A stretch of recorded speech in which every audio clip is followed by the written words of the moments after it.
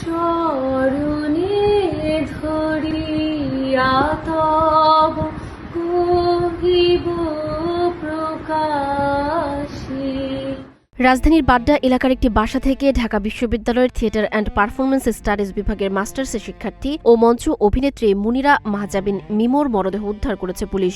রোববার দুপুরে তার ঝুলন্ত মরদেহ উদ্ধারের পর বিষয়টি নিয়ে সামাজিক যোগাযোগ মাধ্যম সহ বিশ্ববিদ্যালয় ক্যাম্পাসে ব্যাপক চাঞ্চল্যের সৃষ্টি হয়েছে। থানার ইন্সপেক্টর মোহাম্মদ ইয়াসিন খন্দকার জানান, দুপুর 12টার দিকে মিমোর মরদেহ উদ্ধার করে তারা। ময়নাতদন্তের জন্য মরদেহ ঢাকা মেডিকেল কলেজ হাসপাতালের মর্গে পাঠানো হয়েছে। ময়নাতদন্তের প্রতিবেদন পাওয়ার পর মৃত্যুর কারণ জানা যাবে বলে জানান তিনি। নাম প্রকাশে অনিচ্ছুক নিহত মিমোর সহপাঠী জানান, ঘটনাস্থল থেকে একটি সুইসাইড নোট উদ্ধার করা হয়েছে। জীবন অবাক না করলে কে করবে? 28% মিল্ক ফ্যাটের অবাক করার সাথে ফ্রেশ মিল্ক পাউডার। জীবন অবাক করুক প্রতিদিন। নাম প্রকাশ না করার শর্তে মিমোর বিভাগের এক শিক্ষার্থী দাবি করেন, ওই নোটে বিভাগের একজন শিক্ষক এবং একজন সহপাঠীর নাম উল্লেখ রয়েছে।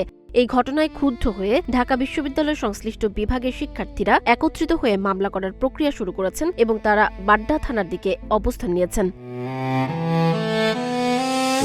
মিমো ঢাকা বিশ্ববিদ্যালয় নাট্যদল সহ একাধিক সংগঠনের সঙ্গে যুক্ত ছিলেন এবং দেশের বিভিন্ন প্রান্তে মঞ্চনাটকে নিয়মিত অভিনয় করতেন। তার এই মৃত্যুতে শোক প্রকাশ করেছেন সহকর্মী ও শুভাকাঙ্ক্ষীরা।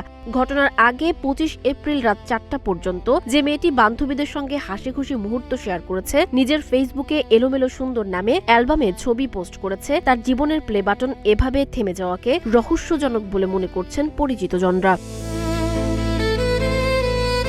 সানজিদা আফরিন, সোনিয়া, নাগরিক, প্রতিদিন।